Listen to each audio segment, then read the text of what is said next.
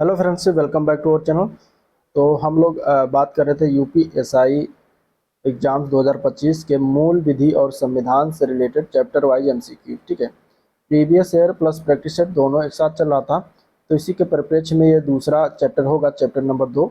Chapter number पहला हो चुका है, जो कि इसमें मूल विधि में जो चैप्टर पहला है वो है भारतीय दंड विधान और भारतीय न्याय संहिता। ठीक है, एवं भारतीय दंड संहिता प्रक्रिया, तो वो हो चुका है। दूसरा था, इसमें है दूसरा चैप्टर महिलाओं, बच्चों और अनुसूचित जाति के सदस्यों आदि को संरक्षण देने संबंधी जो विधिक प्रावधान है उससे रिलेटेड जितने भी क्वेश्चन पूछे गए हैं वो सभी हम इस वीडियो में देखने वाले हैं प्रॉपर। ठीक है, लगभग 150 क्वेश्चन है, तो वीडियो के एंड तक बने रहिएगा, तभी इसका भरपूर फायदा आपको एग्जाम में मिल पाएगा। ठीक है, तीसरा चैप्टर जो मूल विधि से रिलेटेड है वो पर्यावरण से और जल प्रदूषण निवारण नियंत्रण वन्यजीव संरक्षण से होगा। चौथा चैप्टर इसमें मानवाधिकार संरक्षण, तो उसको आगे हम एक एक करके, टोटल इसमें 8 चैप्टर हैं, तो 8 चैप्टर को हम देखेंगे। चलिए आज का वीडियो शुरुआत करते हैं। स्टार्ट करने से पहले अगर आप लोग चैनल पर नए हैं और अभी तक सब्सक्राइब नहीं किया है तो चैनल को सब्सक्राइब कीजिएगा, साथ ही साथ वीडियो को भी लाइक करते चलिएगा। चलिए पहला क्वेश्चन लेते हैं। दिया गया है पहला क्वेश्चन कि दहेज प्रतिषेध अधिनियम का मुख्य उद्देश्य है। किसका मुख्य उद्देश्य होता है? दहेज प्रतिषेध अधिनियम का। ठीक है, ये बताना है दहेज प्रतिषेध अधिनियम का मुख्य उद्देश्य क्या होता है, इसमें से बताना है। ठीक है, दहेज प्रतिषेध अधिनियम की अगर बात करें तो ये जो होता है, ये दहेज लेने पर प्रतिबंध लगाना और दहेज देने पर प्रतिबंध लगाना, तो दोनों पर ये मुख्य उद्देश्य इसका यही है। तो आंसर क्या है? सी पार्ट इसका करेक्ट हो जाएगा। ठीक है, आंसर क्या है? C part. दहेज जो है सामाजिक बुराई है जिसकी रोकथाम के लिए दहेज प्रतिषेध अधिनियम कब आया था? ये 1961 में अधिनियमित किया गया था। ठीक है, चलिए दहेज की परिभाषा किस धारा में दिया गया है? तो इस अधिनियम में किस धारा में परिभाषा दिया गया दहेज का? तो वो है धारा 2 में। धारा 2 में परिभाषा दिया गया, तो आंसर ए पार्ट इसका करेक्ट हो जाएगा। ठीक है, अब यहाँ पे दहेज की अगर बात करेंगे तो दहेज से ऐसी कोई संपत्ति या मूल्यवान प्रतिभूत अभिप्रेत है जो विवाह के समय या उसके पहले या पश्चात किसी भी समय विवाह के एक पक्षकार द्वारा दूसरे विवाह के दूसरे पक्षकार को या फिर विवाह के किसी भी पक्षकार के माता पिता द्वारा या किसी अन्य व्यक्ति द्वारा विवाह के किसी भी पक्षकार को या किसी अन्य व्यक्ति को उक्त पक्षकारों के विवाह के संबंध में या तो प्रत्यक्षता या अप्रत्यक्षता दी गई है या दी जाने के लिए जो है करार की गई है, तो उसको दहेज कहा जाता है।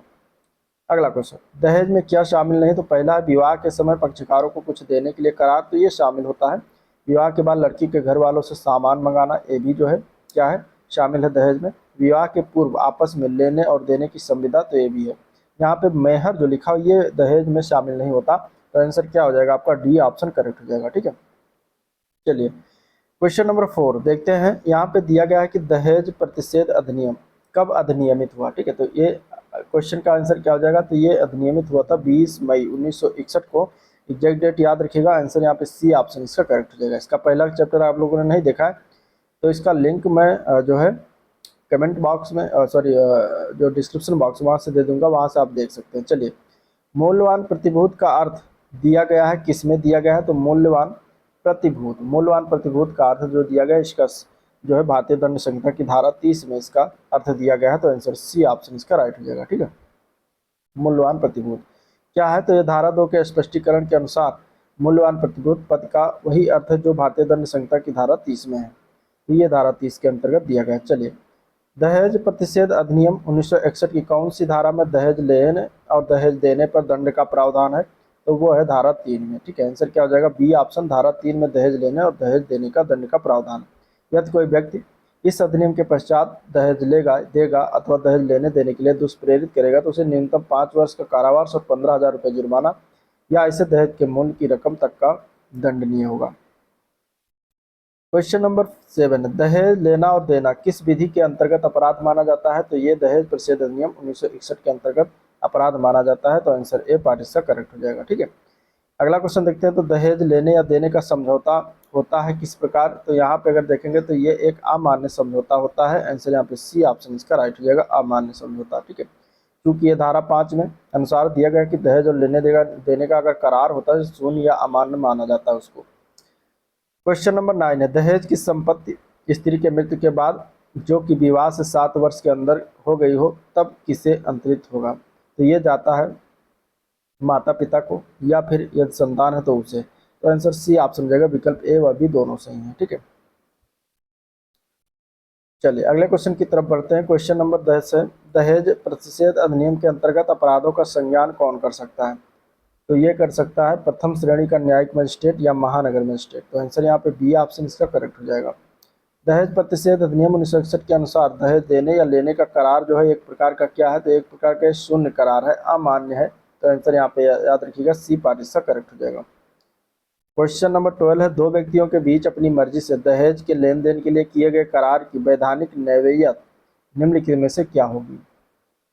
तो इसके लिए अगर देखा जाए तो आंसर क्या सही है? तो ए पार्ट सही है। दहेज प्रतिषेध अधिनियम 1961 की धारा 5 के आलोक में जो है शून्य होगा। आंसर यहाँ पे क्या है? ए पार्ट करेक्ट हो जाएगा।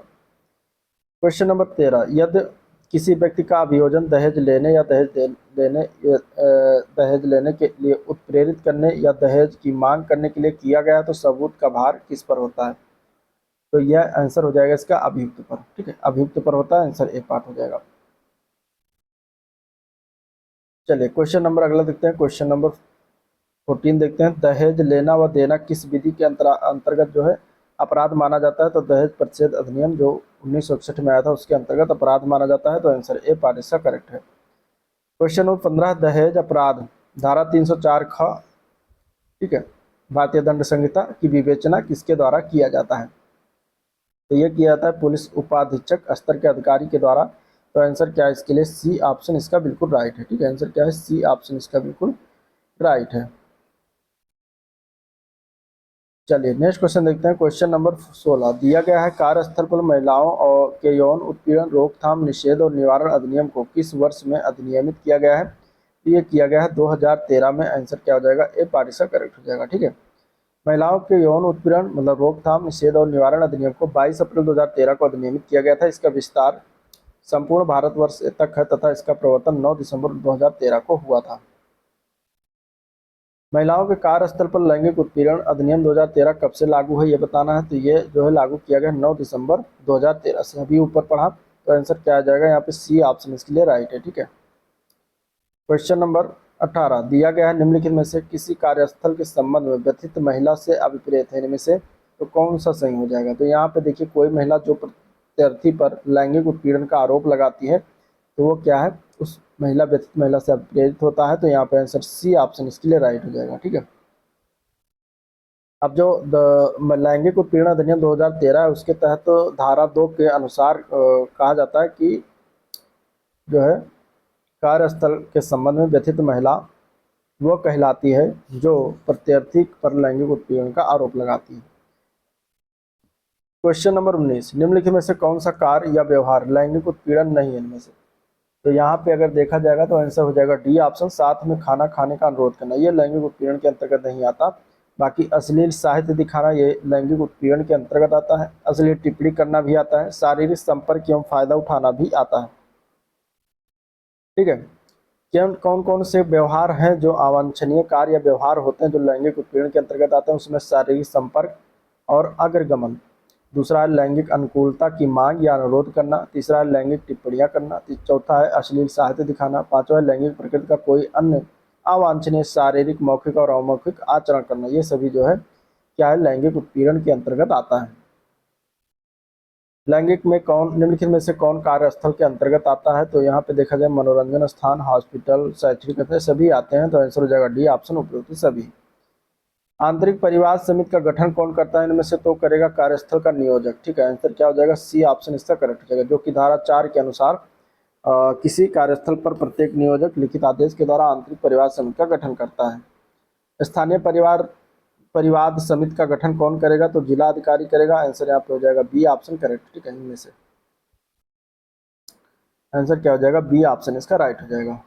चलिए निम्नलिखित में से कौन सा युग्म इसमें से सही नहीं है ये बताना। ठीक है, लैंगिक उत्पीड़न का निवारण धारा 3 में है। आंतरिक परिवादवाद समिति का गठन धारा 4 में है।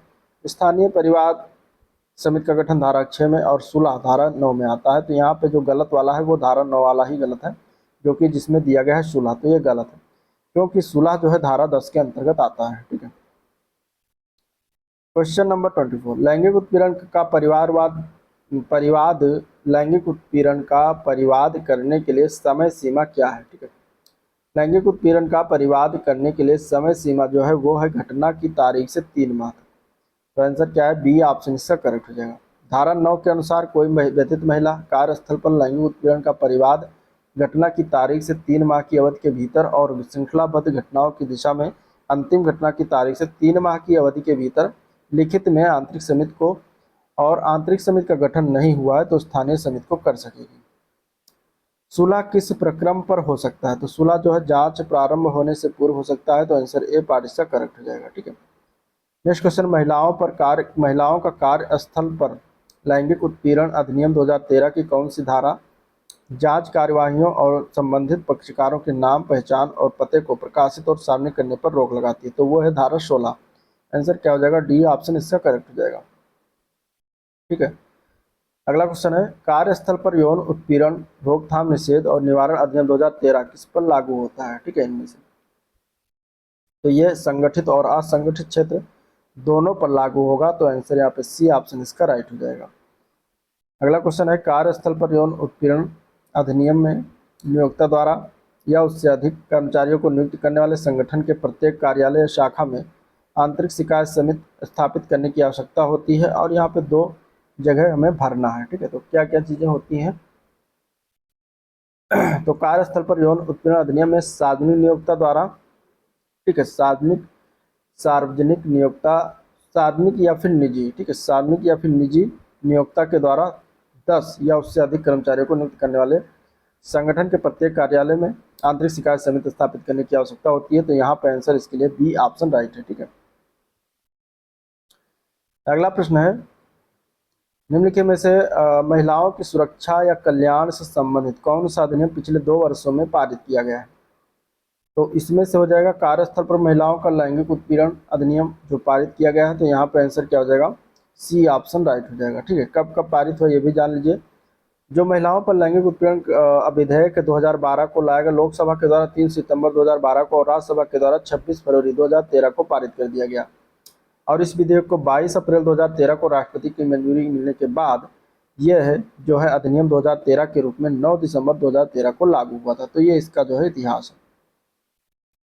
क्वेश्चन नंबर 30, कार्यस्थल पर यौन उत्पीड़न की शिकायत दर्ज करने हेतु कामकाजी महिलाओं के लिए वह कौन सी ऑनलाइन शिकायत प्रबंधन प्रणाली जो नवंबर 2017 में मेनका गांधी द्वारा शुरुआत किया गया था इनमें से। ठीक है, तो यहाँ पे आंसर हो जाएगा, वो था सी बॉक्स, क्या नाम था उसका, सी बॉक्स था, आंसर यहाँ पे बी ऑप्शन इसका करेक्ट हो जाएगा। ठीक है, सी बॉक्स मतलब सेक्सुअल हैरेसमेंट इलेक्ट्रॉनिक बॉक्स इसका पूरा नाम है, जो कि मेनका गांधी के द्वारा 2017 में इसको शुरुआत किया गया था।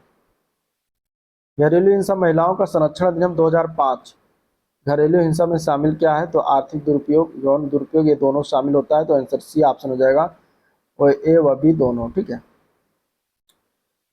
अगला क्वेश्चन है, घरेलू हिंसा से महिलाओं का संरक्षण अधिनियम किस वर्ष में अधिनियमित किया गया था, तो ये अधिनियमित हुआ था 2005 में। कब हुआ था, 2005 में हुआ था, आंसर क्या है, डी ऑप्शन इसका करेक्ट हो जाएगा। ठीक है, स्वीकृति कब हुई थी, 13 सितंबर 2005 को राष्ट्रपति की स्वीकृति प्राप्त हो गई थी, और ये 13 सितंबर 2005 को अधिनियमित हुआ तथा 17 अक्टूबर 2006 से लागू हो गया था। घरेलू हिंसा महिलाओं के संरक्षण अधिनियम कब अधिनियमित हुआ था, 2005 वाला, एग्जैक्ट डेट बताना, तो 13 सितंबर 2005 को हुआ था, आंसर बी ऑप्शन इसका राइट हो जाएगा। और लागू कब हुआ था, 26 अक्टूबर 2006 को। चलिए, निम्नलिखित में से किस मामले में भारत के सर्वोच्च न्यायालय ने माना कि पत्नी केवल एक साझा घर में निवास के अधिकार का दावा करने का ही हकदार है, और एक साझा घर का अर्थ केवल पति का घर या संयुक्त परिवार जिसका एक सदस्य पति है का घर होगा। तो ये किस में हुआ था, तो किस मामले में हुआ था ये जो है आदेश, तो ये हुआ था SR बत्रा बनाम श्रीमती तरुणा बत्रा 2007। ठीक है, तो यहाँ पे आंसर क्या हो जाएगा, सी ऑप्शन इसका राइट है। क्वेश्चन नंबर 35, घरेलू हिंसा से महिलाओं का संरक्षण अधिनियम 2005 का विस्तार है किस पर, मतलब लगता है ये पूरा जो संरक्षण अधिनियम है 2005 वाला, ये लगता है संपूर्ण भारत पर, तो यहाँ पे आंसर क्या है, ए पार्ट इसका करेक्ट हो जाएगा, संपूर्ण भारत। घरेलू हिंसा से महिला संरक्षण अधिनियम 2005 के अधिनियम के तहत घरेलू हिंसा की परिभाषा किसमें शामिल नहीं होगा, इसमें से कौन शामिल नहीं होता है इसमें से, तो देखिए सामाजिक शोषण इसमें शामिल नहीं होता, बाकी आर्थिक शोषण, शारीरिक शोषण, यौन शोषण सभी शामिल होता है, तो आंसर ए पार्ट इसका करेक्ट हो जाएगा। ठीक है, इसके अनुसार घरेलू हिंसा के अंतर्गत शारीरिक शोषण, लैंगिक यानी कि यौन शोषण, आर्थिक शोषण, मौखिक एवं भावनात्मक शोषण आता है, किंतु सामाजिक शोषण इसके तहत नहीं आता है। क्वेश्चन नंबर 37, कोई पड़ोसी जो संबंधित सुरक्षा अधिकारी को घरेलू हिंसा के मामले में सद्भाव पूर्वक सूचना देता है, उसका क्या दायित्व है इस प्रकार। तो उसका जो है इसमें से देखा जाएगा तो कोई दायित्व नहीं होता। आंसर यहाँ पे डी ऑप्शन इसका राइट हो जाएगा, कोई दायित्व नहीं। ठीक है, तो धारा 4 के अंतर्गत संरक्षण अधिकारी को सूचना और दायित्व के अपवर्जन का प्रावधान किया गया है। इसके अनुसार यदि कोई व्यक्ति या पड़ोसी संबंधित सुरक्षा अधिकारी को घरेलू हिंसा के मामले में सद्भाव पूर्वक सूचना देता है तो इससे उसका कोई सिविल या दंडिक दायित्व नहीं होगा। अगला प्रश्न है, दिया गया कि घरेलू हिंसा महिलाओं के संरक्षण अधिनियम 2005 की धारा 12 के अंतर्गत कौन आवेदन प्रस्तुत कर सकता है। इनमें से संरक्षण अधिकारी, व्यथित महिला, व्यथित व्यक्ति की ओर से कोई अन्य व्यक्ति, तो सभी कर सकते हैं। तो आंसर हो जाएगा डी ऑप्शन, उपयुक्त सभी। नेक्स्ट क्वेश्चन है 39 नंबर, निम्नलिखित में से किसमें घरेलू हिंसा का कारण बनने की क्षमता है। नुकसान पहुंचाने के लिए किया गया कार्य, अकृत्य कार्य जिससे नुकसान पहुंचता है, पक्षकार का आचरण जिसके परिणाम स्वरूप नुकसान पहुंचता है। तो यहाँ पे बताना है कि किसके कारण, किसमें जो है घरेलू हिंसा कारण बनने की क्षमता है इसमें से। तो ये क्वेश्चन यूपीएससी के पेपर 2021 में आया हुआ क्वेश्चन है। यहाँ पे इसका आंसर क्या हो जाएगा। तो यहाँ पे देखिए, अगर देखेंगे तो इसमें से घरेलू हिंसा का कारण बनने की क्षमता इसमें तीनों में है। तो आंसर हो जाएगा सी ऑप्शन, ए, बी व सी। ठीक है, घरेलू हिंसा अधिनियम के अधीन अधिसूचित आश्रय गृह पीड़ित व्यक्ति को आश्रय प्रदान करने हेतु बाध्य है। इनमें से कौन किसके अनुरोध पर जो है ये काम होगा। तो वो होता है पीड़ित व्यक्ति के अनुरोध पर। आंसर यहाँ पे डी ऑप्शन इसका करेक्ट हो जाएगा। ठीक है, निम्नलिखित में से कौन सा पद घरेलू हिंसा की परिभाषा में सम्मिलित दुरुपयोग के विभिन्न प्रकारों की श्रेणी में प्रयुक्त नहीं किया गया है। तो वो है मानसिक दुरुपयोग। आंसर यहाँ पे डी ऑप्शन इसका करेक्ट हो जाएगा। बाकी शारीरिक दुरुपयोग, लैंगिक दुरुपयोग, मौखिक और भावात्मक दुरुपयोग, आर्थिक दुरुपयोग, ये सभी शामिल होते हैं। घरेलू हिंसा में महिलाओं की संरक्षा अधिनियम 2005 की 31 धारा 31(1) का अपराध क्या होगा। तो संज्ञेय और गैर जमानती अपराध होता है। तो आंसर यहाँ पर डी ऑप्शन इसका करेक्ट हो जाएगा। ठीक है, घरेलू हिंसा के महिलाओं संरक्षण अधिनियम 2005 के अंतर्गत संरक्षण अधिकारी को सद्भावना पूर्वक की गई कार्रवाई के लिए संरक्षा कौन सी धारा प्रदान करता है, किसके अंतर्गत होता है। तो धारा 35 के अंतर्गत कार्य करता है। तो आंसर बी ऑप्शन इसका राइट हो जाएगा। ठीक है, अगला क्वेश्चन है, घरेलू हिंसा अधिनियम के अधीन सक्षम न्यायालय द्वारा किया गया कोई आदेश परिवर्तनीय होगा किस पर। समस्त भारत में परिवर्तनीय होगा। आंसर यहाँ पे डी ऑप्शन इसका राइट है। नेक्स्ट क्वेश्चन, घरेलू हिंसा अधिनियम में निम्नलिखित धाराओं में से किसमें घरेलू हिंसा पद को जो है परिभाषित किया गया। 45 नंबर क्वेश्चन है। तो ये परिभाषित किया गया धारा 3 में। आंसर यहाँ पे बी ऑप्शन इसका राइट हो जाएगा, धारा 3। ठीक है, घरेलू हिंसा में महिलाओं संरक्षण अधिनियम 2005 का विस्तार किस पर है इनमें से।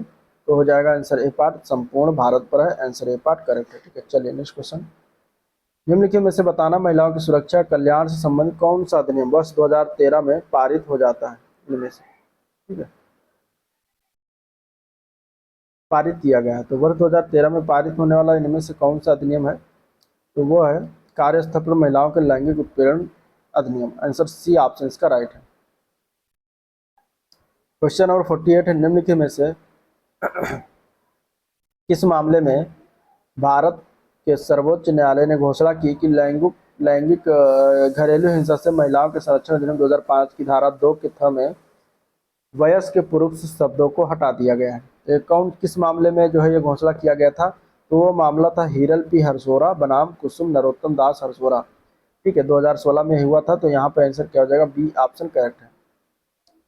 बलात्कार संबंधी कानूनों को बदलने के लिए किस कमीशन को बनाया गया था इनमें से बताना है। तो वो कमीशन का नाम क्या था। तो वो कमीशन था Verma commission. Answer A part इसका करेक्ट हो जाएगा, वर्मा कमीशन। ठीक है, 16 दिसंबर 2013 को जो दिल्ली में हुआ बलात्कार की नृशंस घटना के बाद न्यायमूर्ति जे.एस. वर्मा की अध्यक्षता में जो है एक समिति का गठन किया गया था। और इस समिति का गठन का उद्देश्य क्या था, बलात्कार संबंधी कानूनों को बदलना और उनमें संशोधन करना। ठीक है, तो यह हो गया। नेक्स्ट क्वेश्चन देखते हैं, स्त्री का अशिष्ट रूपण यानी कि प्रतिषेध अधिनियम कब अधिनियमित हुआ। तो यह हुआ था 23 दिसंबर 1986 को। कब हुआ था, 23 दिसंबर 1986 को हुआ था। तो आंसर यहाँ पे सी ऑप्शन इसका बिल्कुल राइट है।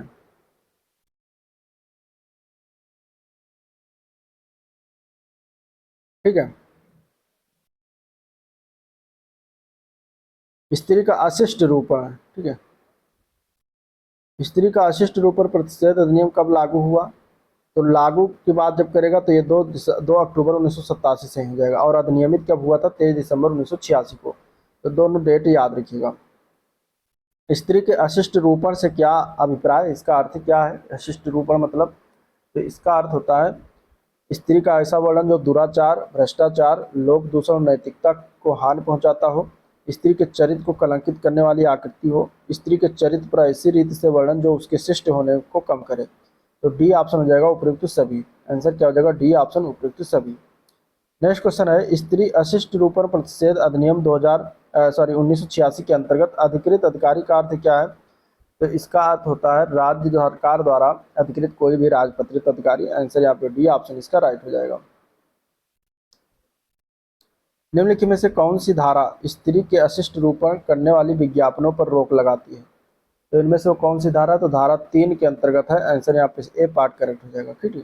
कोई व्यक्ति किसी ऐसे विज्ञापन का प्रकाशन ना तो करेगा और ना ही कराएगा जिसमें किसी भी प्रकार से स्त्री अशिष्ट रूपण जो है अंतर्विष्ट होती हो। तो ये धारा 3 में बातें कही गई हैं। किस धारा में वर्णन है कि स्त्री का अशिष्ट रूपण करने वाली पुस्तक, पत्रिकाओं आदि के प्रकाशन और डाक से भेजने का प्रतिषेध है? तो वो धारा 4 में है। आंसर यहाँ पे सी ऑप्शन इसका राइट हो जाएगा।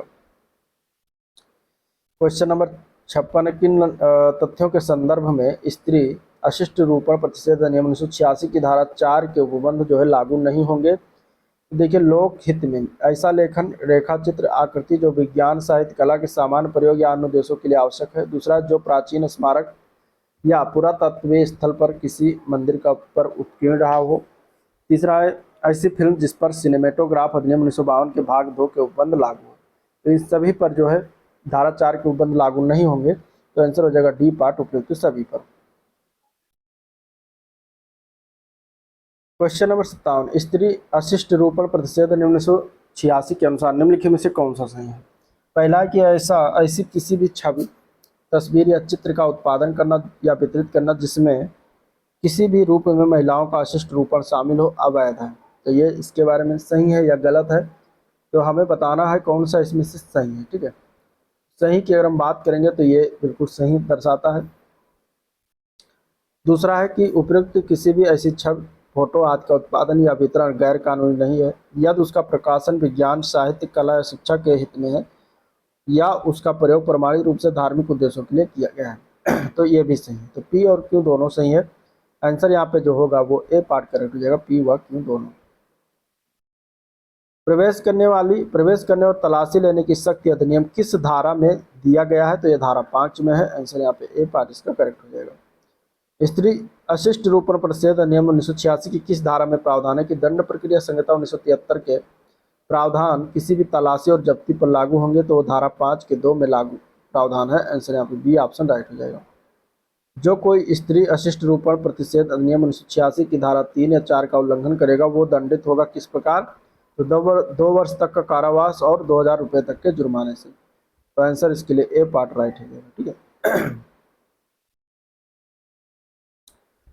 अगला क्वेश्चन, स्त्री अशिष्ट रूपण अधिनियम 1986 की धारा 3 या 4 के उपबंधों का कोई व्यक्ति दोबारा उल्लंघन करता है तो वो किस प्रकार दंडित किया जाएगा? तो ऐसा करने पर उसको कारावास जो 6 माह से कम ना होगा किंतु 5 वर्ष तक का हो सकेगा, और 10,000 रुपये से कम नहीं किंतु 1 लाख रुपये तक के जुर्माने के बीच में करा जा सकता है। तो यहाँ पे आंसर बी ऑप्शन इसका बिल्कुल राइट है। ठीक है। क्वेश्चन नंबर 62 है, स्त्री अशिष्ट रूपण अधिनियम 1986 की धारा 8 के अंतर्गत कौन सा अपराध है? ये धारा 8 के अंतर्गत संज्ञेय और जमानती अपराध है। आंसर यहाँ पे ए पार्ट इसका करेक्ट हो जाएगा। ठीक है। नेक्स्ट क्वेश्चन, कार्यस्थल पर महिलाओं के यौन उत्पीड़न अधिनियम 2013 के अंतर्गत कर्मचारी का अर्थ क्या है? तो कर्मचारी का अर्थ नियमित कर्मचारी, अस्थायी कर्मचारी, तदर्थ और दैनिक वेतनभोगी सभी आते हैं। तो आंसर हो जाएगा डी पार्ट उपयुक्त सभी। कार्यस्थल पर महिलाओं का यौन उत्पीड़न अधिनियम 2013 की धारा 15 निम्न में से किससे संबंधित है? इनमें से तो वो हो जाएगा प्रतिकर का अवधारणा से संबंधित है। आंसर यहाँ पे सी ऑप्शन इसका राइट हो जाएगा। ठीक है। कार्य स्थल पर महिलाओं का यौन उत्पीड़न अधिनियम 2013 को राष्ट्रपति की सहमति जो है कब प्राप्त हुई थी? तो यह प्राप्त हुआ था 22 अप्रैल 2013 को। आंसर बी ऑप्शन इसका राइट है। ठीक है,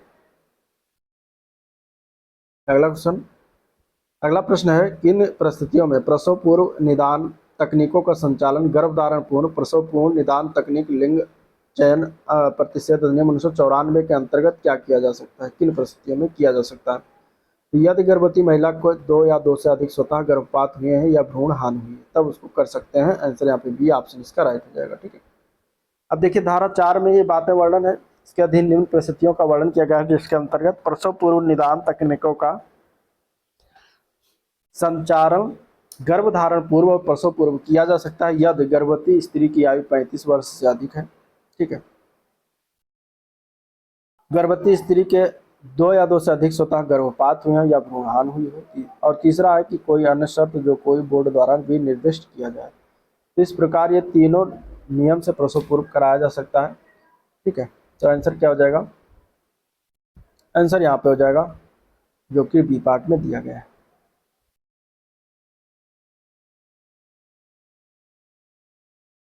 चलिए अगले क्वेश्चन की तरफ चलते हैं। गर्भधारण पूर्व प्रसव पूर्व निदान तकनीक यानी कि लिंग चयन प्रतिषेध अधिनियम 1994 के अंतर्गत कौन सा न्यायालय इस अधिनियम के अधीन दंडनीय किसी अपराध का विचारण कर सकता है? तो कौन इसमें कौन सा न्यायालय सही होगा? वो है मेट्रोपॉलिटन मजिस्ट्रेट या प्रथम श्रेणी के न्यायिक मजिस्ट्रेट इसमें जो है अपराध का विचारण कर सकता है। तो आंसर यहाँ पे जो है ए पार्ट बिल्कुल राइट है। नियम बनाने की शक्ति स्त्री अशिष्ट रूपण प्रतिषेध अधिनियम 1986 में किसे प्राप्त है? तो केंद्र सरकार को ये प्राप्त है। तो यहाँ पे आंसर क्या हो जाएगा? केंद्र सरकार। ठीक है, केंद्र सरकार राइट आंसर हो जाएगा। अगले क्वेश्चन की तरफ बढ़ते हैं। अनैतिक व्यापार निवारण अधिनियम 1956 कब प्रवृत्त हुआ? तो ये 30 दिसंबर 1956 को लागू हुआ था। यहाँ पे आंसर आपका हो जाएगा बी ऑप्शन बिल्कुल राइट हो जाएगा। अनैतिक व्यापार निवारण अधिनियम का विस्तार कहाँ तक है? तो संपूर्ण भारत में हो जाएगा इसका विस्तार। आंसर यहाँ पे बी ऑप्शन इसका राइट है। ठीक है, क्या है? बी ऑप्शन राइट है। चलिए, अनैतिक व्यापार अधिनियम 1956 में वेश्याग्रह परिभाषित है। तो धारा 2 के क में जो है ये परिभाषित है। आंसर बी ऑप्शन इसका करेक्ट है। अनैतिक व्यापार निवारण अधिनियम में वयस्क से क्या अभिप्राय है? तो इसका मतलब जो 18 वर्ष की आयु पूरा कर चुका हो तो उसको हम क्या कहेंगे? वयस्क की श्रेणी में रखेंगे। ठीक है, अनैतिक व्यापार अधिनियम निवारण अधिनियम में वेश्यावृत्ति किसमें परिभाषित है? धारा 2 के च में परिभाषित है। तो आंसर धारा 2 का च हो जाएगा। ठीक है, अगला क्वेश्चन है, अनैतिक व्यापार निवारण अधिनियम में वेश्यावृत्ति से क्या अभिप्राय है? मतलब कि इसका अर्थ होता है वाणिज्यिक प्रयोजनों के लिए लैंगिक शोषण या दुरुपयोग करना। ठीक है, तो आंसर क्या हो जाएगा? सी ऑप्शन इसका राइट हो जाएगा। तो उसको कहा जाएगा वेश्यावृत्ति। क्वेश्चन नंबर 75, अनैतिक व्यापार नियम अधिनियम के अंतर्गत कोई व्यक्ति अपना जीवन निर्वाह वेश्यावृत्ति से कर रहा है तो वो दंडित होगा किस प्रकार? तो वो धारा 4 से दंडित होगा। ठीक है, धारा 4 में बातें उसके लिए दंड का प्रावधान है। तो आंसर बी ऑप्शन इसका राइट हो जाएगा। मतलब कि अनैतिक व्यापार अधिनियम की धारा 4 में जो है वेश्यावृत्ति के उपार्जनों पर जीवन निर्वाह के लिए जो है दंड का प्रावधान है।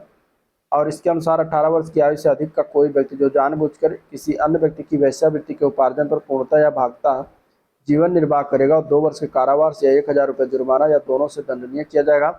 जहां ऐसे उपार्जन किसी बालक या अवयस्क की वेश्यावृत्ति से संबंधित है वहां वो न्यूनतम 7 वर्ष और अधिकतम 10 वर्ष के कारावास से दंडनीय होगा। अनैतिक व्यापार की धारा 7(1) के लिए दिए गए लोक स्थान में कितनी दूरी के अंदर वेश्यावृत्ति से प्रतिषेध है? तो वो 200 मीटर के अंदर होगा। आंसर बी सी ऑप्शन इसका राइट हो जाएगा। ठीक है, यदि कोई व्यक्ति अपना घर वेश्यावृत्ति पर देने के लिए दंडित हो चुका है पुनः वो अपना घर किसी दूसरे को वेश्यावृत्ति के लिए देता है तो वो दंडित होगा। तो वो 2 वर्ष न्यूनतम कारावास और 5 वर्ष तक का हो सकेगा जो 2000 जुर्माना लगाया जाएगा। तो आंसर डी ऑप्शन इसका राइट है। ठीक है, अल्पवयस्क व्यक्ति अधिनियम 1956 कब अधिनियमित हुआ? तो यह 28 दिसंबर 1956 को अधिनियमित किया गया था। तो आंसर सी ऑप्शन इसका राइट है। ठीक है, नेक्स्ट क्वेश्चन है, अपहानिकर प्रकाशन से क्या अभिप्राय नहीं है इनमें से? तो अपहानिकर पहला दिया गया ऐसी पुस्तक पत्रिका समाचार पत्र का प्रकाशन जो सामान्य जानकारी देते हैं। तो यह अपहानिकर प्रकाशन से अभिप्राय इसका नहीं होगा। ठीक है, तो ये पार्ट सही हो जाएगा क्योंकि हमें नहीं वाला बताना था। बाकी ऐसी पुस्तिका पुस्तक का प्रकाशन जिसे पढ़ने से किसी अल्प व्यय में अपराध करने की प्रवृत्ति बढ़े, तो ये जो है अभिप्राय होगा इसका। ठीक है, इसके अलावा ऐसी चित्रित कहानियाँ जिसे पढ़कर या देखकर अल्प व्यय को भ्रष्ट करने में योगदान मिले, ये भी है। ऐसी बिना चित्र की कहानियाँ जिससे अल्प व्यय में हिंसा या क्रूरता के कार्य करने की प्रवृत्ति बढ़े, तो ये भी होगा। ठीक है, अल्प व्यय व्यक्ति से क्या अभिप्राय है, तो इसका मतलब कि वो 20 वर्ष से कम आयु का व्यक्ति हो, उसको अल्प व्यय व्यक्ति कहा जाएगा। आंसर सी ऑप्शन इसका राइट हो जाएगा। ये अल्प व्यय व्यक्ति अधिनियम की धारा 2 में बातें कहा गया है, इसका मतलब 20 वर्ष से कम आयु वाला व्यक्ति। अगला प्रश्न, राज्य किससे परामर्श के बाद किसी प्रकाशन को अपहानकर प्रकाशन के रूप में अधिसूचित कर सकता है, तो महाधिवक्ता के परामर्श से कर सकता है, तो आंसर डी ऑप्शन इसका राइट हो जाएगा। ठीक है, अपहानकर प्रकाशन की परिभाषा किस अधिनियम में दिया गया है, तो धारा 2 के क में दिया गया है, यहाँ पे आंसर हो जाएगा इसका बी ऑप्शन। ठीक है, लैंगिक अपराधों से बालकों का संरक्षण अधिनियम 2012 किस प्रस्ताव का परिणाम था, तो संयुक्त राष्ट्र की महासभा के द्वारा बालकों के अधिकारों के संरक्षण के प्रस्ताव से का ये जो है क्या था, परिणाम है, जो कि बालकों के संरक्षण अधिनियम 2012 जो है इसका अधिनियमित किया गया। तो आंसर यहाँ पर डी ऑप्शन इसका करेक्ट हो जाएगा। ठीक है, लैंगिक अपराधों से बालकों का संरक्षण अधिनियम 2012 को राष्ट्रपति ने कब अनुमति प्रदान की, तो ये 19 जून 2012 को अनुमति प्रदान की थी, तो आंसर सी ऑप्शन इसका राइट हो जाएगा। लैंगिक अपराधों के बालकों का संरक्षण अधिनियम 2012 किस तारीख से प्रभाव में आया था, तो 14 नवंबर 2012 से प्रभाव में आया था, तो आंसर बी ऑप्शन इसका राइट हो जाएगा। ठीक है, और इस अधिनियम पर राष्ट्रपति ने 19 जून 2012 को अपनी सहमति दी थी। किसी व्यक्ति द्वारा अश्लील साहित्य के प्रयोजनों के लिए किसी प्रारूप या मीडिया में किसी बालक को कोई वस्तु दिखाना क्या माना जाएगा, तो उसको लैंगिक उत्पीड़न के अंतर्गत रखा जाएगा। आंसर यहाँ पे बी ऑप्शन इसका करेक्ट है, लैंगिक उत्पीड़न। ठीक है, अगला प्रश्न है, लैंगिक अपराधों से बालकों का संरक्षण अधिनियम 2012 निम्न में से क्या उद्देश्य नहीं है, तो इसका मतलब कि लैंगिक हमला रोकने है, तो इसका उद्देश्य है। लैंगिक उत्पीड़न के अश्लील साहित्य रोकने है, ये भी उद्देश्य है। बालकों का अपराधी बनने से रोकने है, ये इसका उद्देश्य नहीं है। लैंगिक हमले के शिकार बालकों के विचारण हेतु विशेष न्याय गठन के लिए, तो ये भी इसका उद्देश्य है। तो आंसर यहाँ पे सी ऑप्शन गलत वाला बताना, तो सी ऑप्शन इसका राइट है। ठीक है,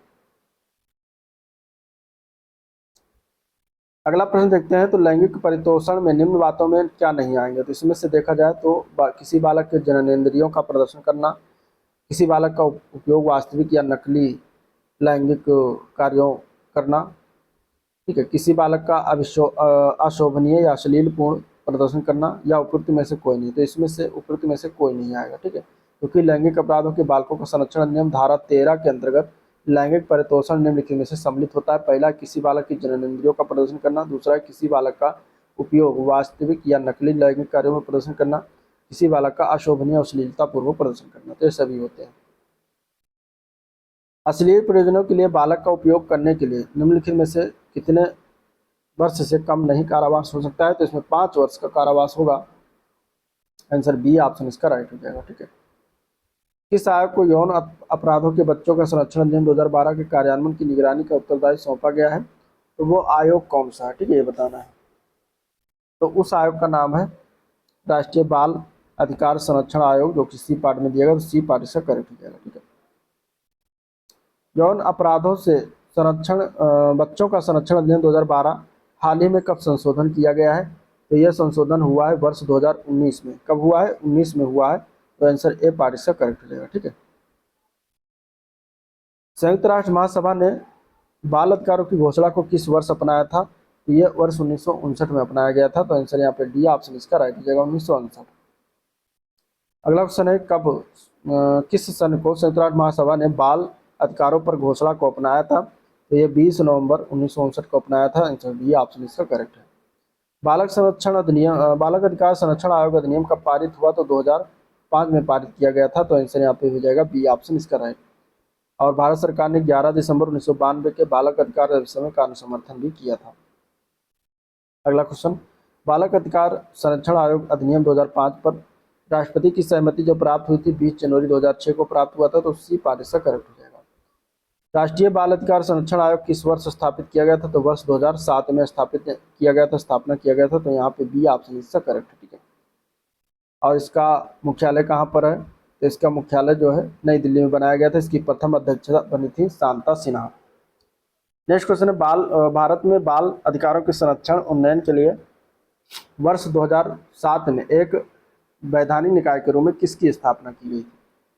तो वो था राष्ट्रीय बाल संरक्षण अधिकार संरक्षण आयोग, जो कि सी पार्ट में दिया गया, तो सी पार्ट इसका करेक्ट हो जाएगा। राष्ट्रीय बाल अधिकार संरक्षण आयोग के गठन का प्रावधान किस धारा में है? तो धारा 3 में है। आंसर यहाँ पे डी ऑप्शन हो जाएगा। कुल 7 अध्याय हैं, इसमें 37 धाराएं हैं टोटल। धारा 3 में राष्ट्रीय बालक अधिकार संरक्षण आयोग के गठन का प्रावधान है। इसके तहत केंद्र सरकार को अधिसूचना के द्वारा राष्ट्रीय बाल अधिकार संरक्षण आयोग के गठन की शक्ति प्रदान किया गया है। राष्ट्रीय बालक अधिकार संरक्षण आयोग का गठन एक अध्यक्ष और कितने सदस्य होते हैं? तो टोटल 6 सदस्य होते हैं, यहाँ पे याद रखिएगा, ठीक है। राष्ट्रीय बाल अधिकार संरक्षण आयोग में 6 सदस्य होंगे, जिनमें कम से कम कितनी महिलाएं होनी चाहिए? तो 2 महिलाएं कम से कम होनी चाहिए। आंसर यहाँ पे बी ऑप्शन इसका राइट है, ठीक है। अगला प्रश्न है, राष्ट्रीय बालक संरक्षण अधिकार संरक्षण आयोग के संबंध में निम्नलिखित में से कौन सा कथन इनमें से गलत है? ठीक है। आयोग में कम से कम 2 स्त्रियां सदस्य होती हैं, तो ये तो सही है। आयोग के अध्यक्ष और सदस्यों का कार्यकाल 5 वर्ष होता है, तो ये गलत है। तीसरा है, आयोग के अध्यक्ष और सदस्यों का कार्यकाल कितना होता है? 3 वर्ष होता है, तो ये सही है। अध्यक्ष ऐसा विख्यात व्यक्ति होता है जिसने बालकों के कल्याण के लिए उत्कृष्ट कार्य किया, तो ये भी सही है। तो यहाँ पे बी ऑप्शन हो जाएगा, ठीक है।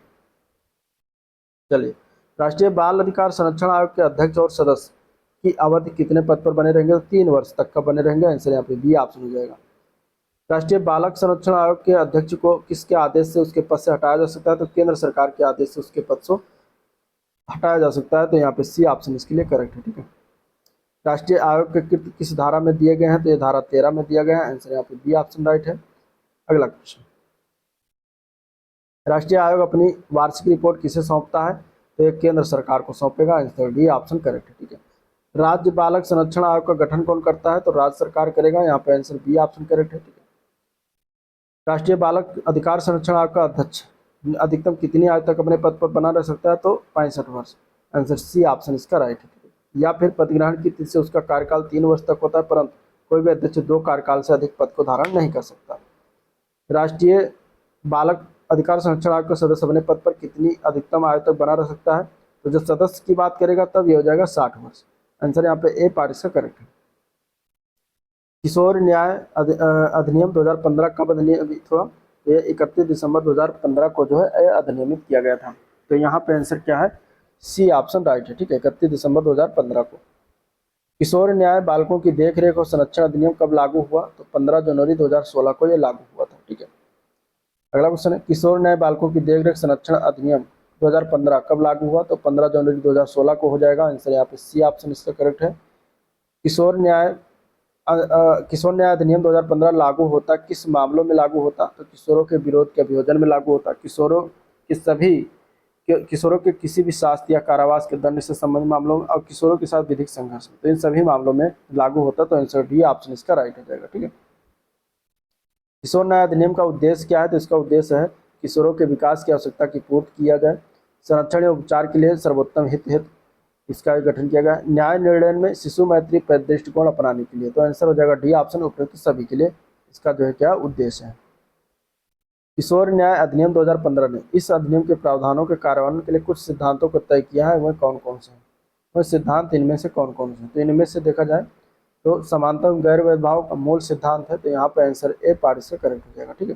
ये धारा 3 के अंतर्गत कुछ सिद्धांतों को किया गया, जिसमें कुछ इस प्रकार है।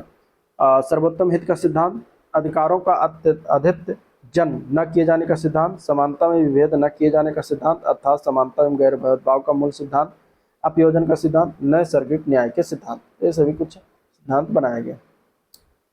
किशोर न्याय बालकों की देखरेख अधिनियम 2015 के अधीन देखरेख और संरक्षण की आवश्यकता वाले किसी बालक को निम्न में से किसके द्वारा बालक कल्याण समिति के समक्ष पेश किया जाएगा? तो कोई भी पुलिस अधिकारी, कोई लोक सेवक, कोई नागरिक, सामाजिक कार्यकर्ता और लोकात्मा से अभिभूत कोई भी नागरिक को पेश किया जा सकता है। तो आंसर हो जाएगा डी पार्ट, उपरोक्त में से कोई भी को पेश किया जा सकता है, ठीक है।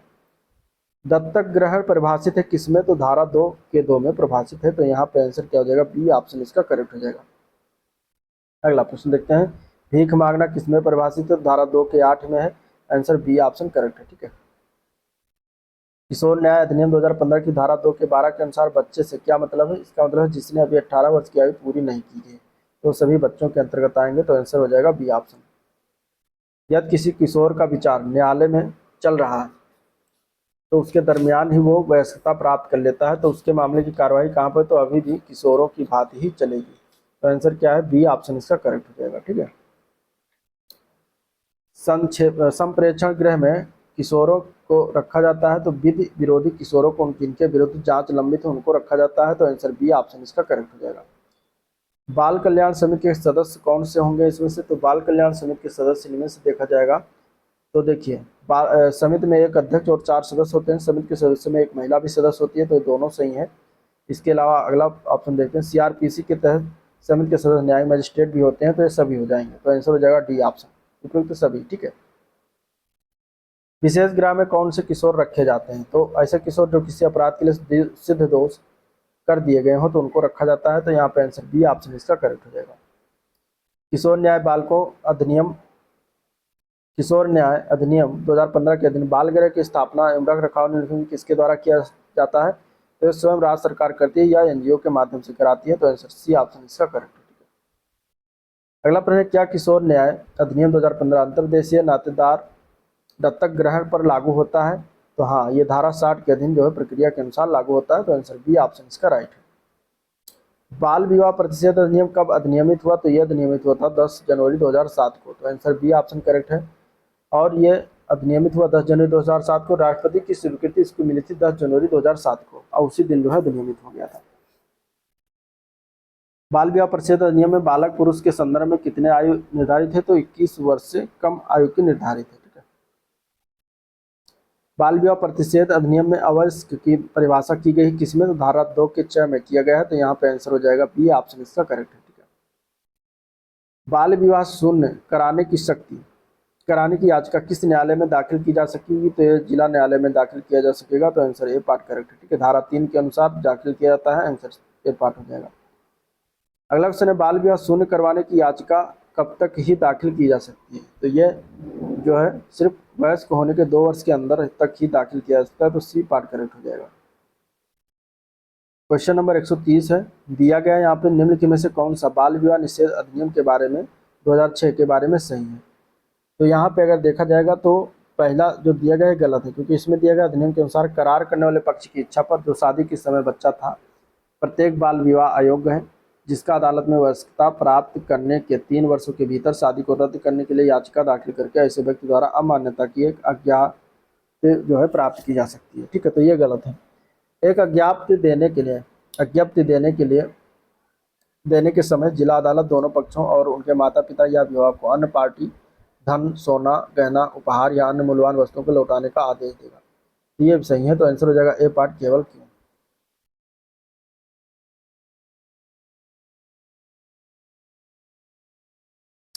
बाल विवाह की महिला के भरण पोषण की जिम्मेदारी किसकी होगी? तो अवयस्क पुरुष होने पर उसके माता पिता की और वयस्क पुरुष की होगी। तो आंसर हो जाएगा डी ऑप्शन, बी व सी दोनों की होगी। ठीक है।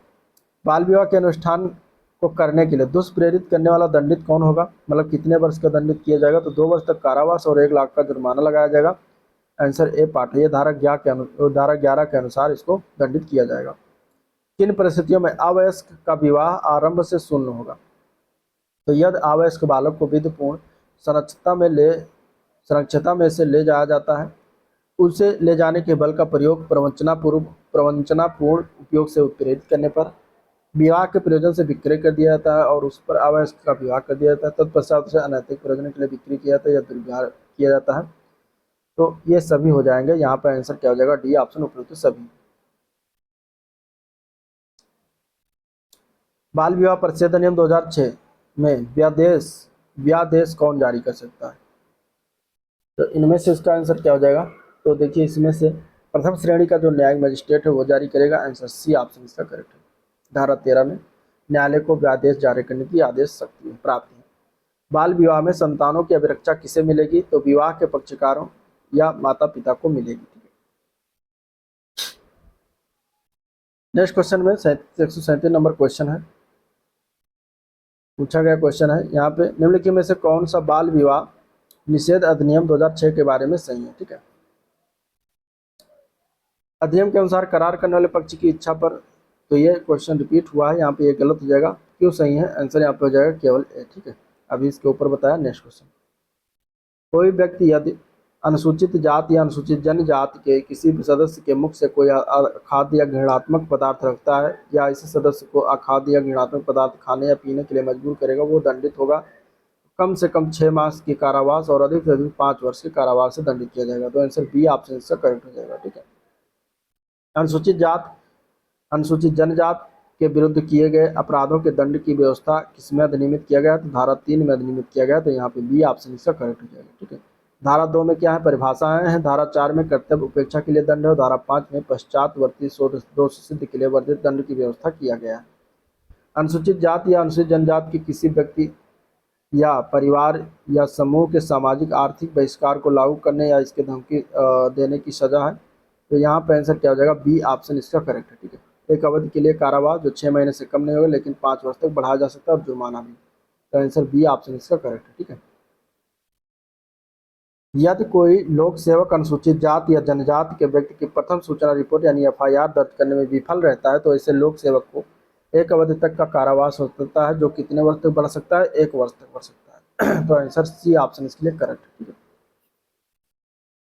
अनुसूचित जात और जनजात अत्याचार अधिनियम 1989 में उल्लिखित कर्तव्यों अपेक्षित कर्तव्यों की जानबूझकर उपेक्षा करने पर निम्नलिखित में से कौन सा दंड का भागी होगा? तो कोई भी लोक सेवक जो अनुसूचित जाति या अनुसूचित जनजाति का सदस्य नहीं है, वो दंड का भागी होगा। तो यहाँ पे आंसर ए पार्ट इसका करेक्ट है। ठीक है, अनुसूचित जात और जनजाति अधिनियम 1989 की किस धारा के अंतर्गत पश्चातवर्ती दोष सिद्ध होने पर वर्धित दंड प्रदान किया जा सकता है? तो ये धारा 5 के अंतर्गत वर्णन है। ठीक है, अनुसूचित जाति और जनजाति अत्याचार निवारण अधिनियम से क्या अभिप्राय है? तो यहाँ पे अगर देखा जाए तो इसका बहिष्कार, सामाजिक बहिष्कार से क्या अभिप्राय बताना है? तो ऋणग्रस्त सेवा अन्य व्यक्ति को देने के लिए या उसे प्राप्त करने के लिए, सामाजिक संबंधों को रहने के लिए, अन्य व्यक्तियों से अलग रहने के लिए, किसी व्यक्ति को अनुराग ज्ञात से करने से इनकार करना। धारा 2 गंगा के खाक के अधीन परिभाषित बहिष्कार। तो उपयुक्त तो सभी हो जाएंगे। आंसर डी ऑप्शन इसका करेक्ट है। अनुसूचित जात और जनजात अधिनियम से पीड़ित अभिप्रेत क्या है?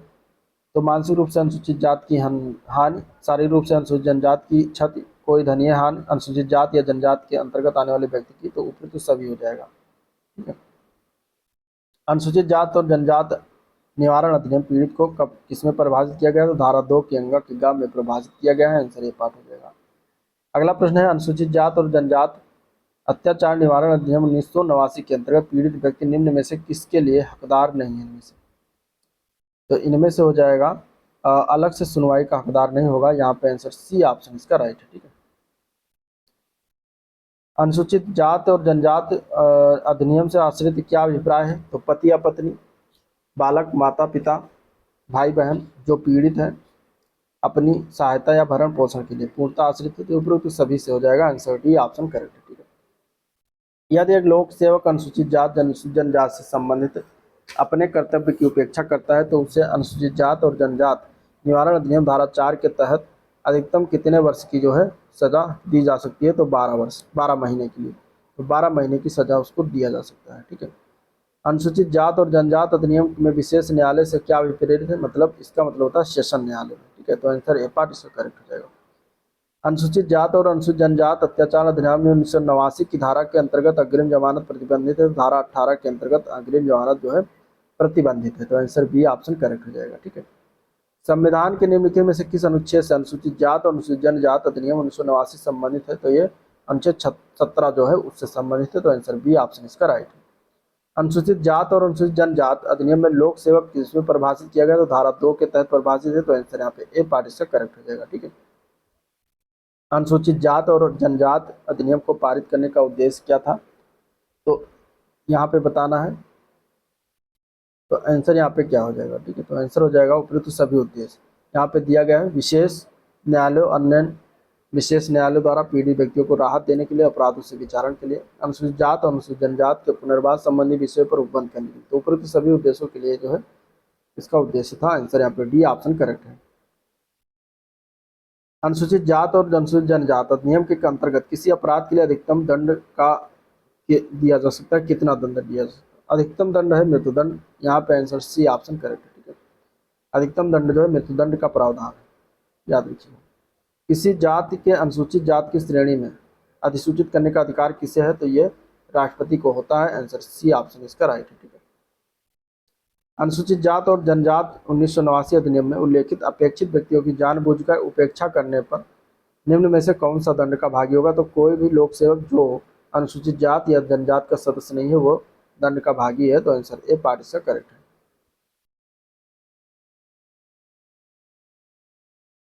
निम्न में से किसे 2015 में एक संशोधन के माध्यम से अनुसूचित जात और अनुसूचित जनजात अधिनियम के तहत अपराधों की सूची में जोड़ दिया गया है? पहला है किसी मंदिर के लिए देवदासी के रूप में एक अनुसूचित जात जनजात की महिलाओं को समर्पित करने की प्रथा। दूसरा है अनुसूचित जात जनजात द्वारा आम संपत्ति संसाधनों का उपयोग। सार्वजनिक पूजा के किसी भी स्थान में प्रवेश जो जनता के लिए खुला और शिक्षा या स्वास्थ्य संस्था में प्रवेश निषेध। तो इनमें से बताना कि कौन सी अपराधों की सूची में जोड़ दिया गया है इनमें से। तो यहाँ पे अगर देखा जाए तो दोनों को जोड़ दिया गया है, दोनों कथनों को। तो आंसर हो जाएगा डी पार्ट, उपयुक्त दोनों को जोड़ दिया गया है। अनुसूचित जात और अनुसूचित जनजात के और अन्य पिछड़े वर्ग के लिए अधीनस्थ न्यायपालिका के में पदों को आरक्षित करने के लिए कानून बनाने की राज्य विधायिका के अधिकार को किसमें उच्चतम न्यायालय द्वारा माना जाता है? तो ये था बिहार राज्य बनाम बाल मुकुंद शाह में उच्चतम न्यायालय द्वारा माना गया था। तो यहाँ पे सी ऑप्शन करेक्ट हो जाए, जो कि 2000 में ये जो है विवाद हुआ था। अगला प्रश्न है 160 नंबर क्वेश्चन है। इस तरीके से दिया गया यूपीएसआई क्वेश्चन पूछा गया, निम्न में से किसे 2015 में एक संशोधन के माध्यम से अनुसूचित जात और जनजात के अधिनियम के तहत अपराधों की सूची में जोड़ दिया गया? अब ये भी ऊपर इसके बारे में पढ़ा, वही क्वेश्चन है सेम। आंसर हो जाएगा डी ऑप्शन, एक व दो दोनों, ठीक है। इसके बाद ये जो है अभी ये भी क्वेश्चन हो चुका है, आयोग को नियुक्त करने का अधिकार किसके पास होता है? तो भारत के राष्ट्रपति के पास होता है, डी पार्ट हो जाएगा। पृथक राष्ट्रीय अनुसूचित जनजात आयोग किस वर्ष अस्तित्व में आया था? तो 2004 में आया था। यहाँ पे बी ऑप्शन इसका करेक्ट हो जाएगा, ठीक है। तो ये था ओवरऑल वीडियो जिसको हम लोगों ने देखा। जैसे कि अगर वीडियो पसंद आया तो लाइक करिए, चैनल सब्सक्राइब नहीं किया तो सब्सक्राइब करिएगा, ठीक है। अगला जो चैप्टर होगा वो होगा पर्यावरण से रिलेटेड, पर्यावरण संरक्षण और वन्य जीव संरक्षण से रिलेटेड। तो उसको हम अगले वीडियो में देखेंगे। चलिए आज का वीडियो अपलोड करते हैं, मिलते हैं नेक्स्ट वीडियो में, तब तक के लिए थैंक यू।